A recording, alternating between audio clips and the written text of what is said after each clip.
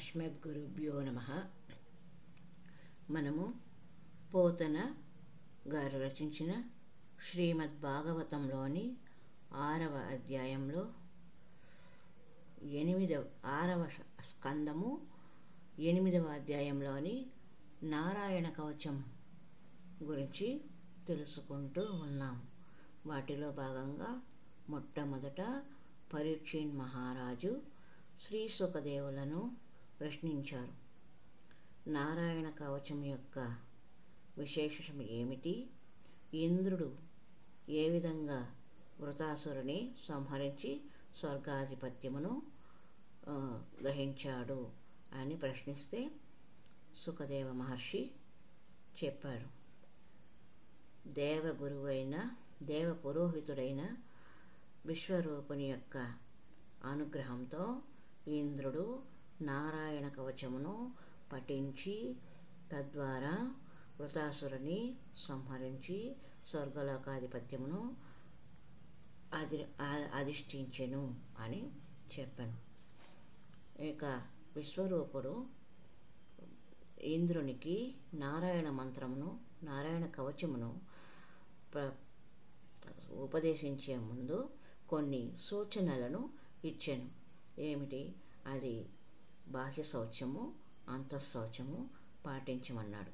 తర్వాత ఓం నమో నారాయణ అనే అష్టాక్షరి మంత్రాన్ని మానసికంగా జపించి అంగన్యాసము చేయమన్నారు. పాదాల నుండి తల వరకు అంగన్యాసమును ఒక్కొక్క అక్షరం చొప్పున చేయమన్నారు. ఆ తర్వాత ద్వాదశాక్షరి మంత్రమైన ఓం నమో భగవతే వాసుదేవాయ అనే మంత్రమును కరన్యాసం చేయమని చెప్పారు. అంటే కణుపులో ఉన్నాయి కదా, వేలి కణుపులు, ఆ కణుపులను స్పర్శిస్తూ కుడి చేతి నుండి ఎడమ చేతికి తాకిస్తూ కరన్యాసము చేయమన్నారు. ఆ తర్వాత మూడవదిగా భగవంతుడిని హృదయంలో ప్రతిష్ఠించుకొని ధ్యానమూర్తిగా అర్చామూర్తిగా అర్చించడానికి వీలుగా ఆయన నామమైన ఓం విష్ణవే నమః అనే నామాన్ని స్మరిస్తూ హృదయంలో ఓంకారమును, కంఠియంలో విష్ణునామమును విసర్గం స్మరిస్తూ ఆ తర్వాత చివరగా ఓం విష్ణవే నమఃతో పాటు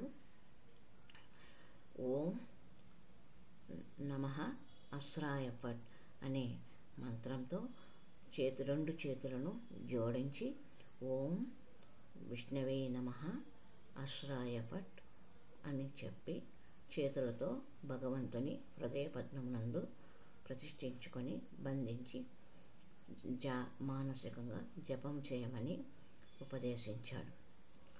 ఇలా చేయడం వలన ఏమి ప్రాప్తిస్తుంది అంటే సమగ్రమైన ఐశ్వర్యము, ధర్మము, కీర్తి, లక్ష్మి, అంటే సంపద, జ్ఞానము, వైరాగ్యము ఇవన్నీ కూడా భగవంతుడు మనకు నారాయణుని ద్వారా లభిస్తుంది అని ఈ నారాయణ కవచాన్ని పఠిస్తే కలిగే ఫలితాన్ని తెలియజేశాడు విశ్వరూపుడు.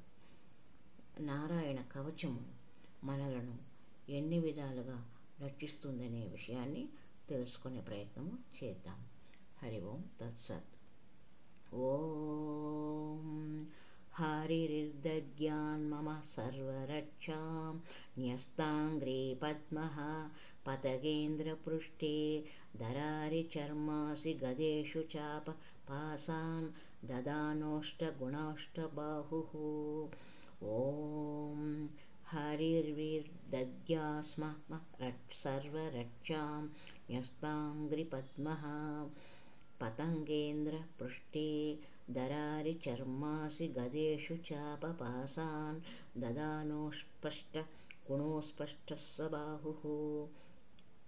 భగవానుడైన శ్రీహరి గరుత్మంతుని వీపుపై 2 పాదపద్మములు ఉంచి కూర్చున్నవాడు తన 8 చేతుల యందు శంఖము, చక్రము, కవచము, ధనుస్సు, ఖడ్గము, బాణము, పాసము, గద అనే ఆయుధాలు ధరించిన వాడు అయిన భగవానుడు సర్వదిక్కుల నుండి నన్ను రక్షించుగాక అని శ్రీమన్నారాయణుని ప్రార్థించడంలోనే నారాయణ కవచంలో ఉన్న మొట్టమొదటి ప్రార్థన.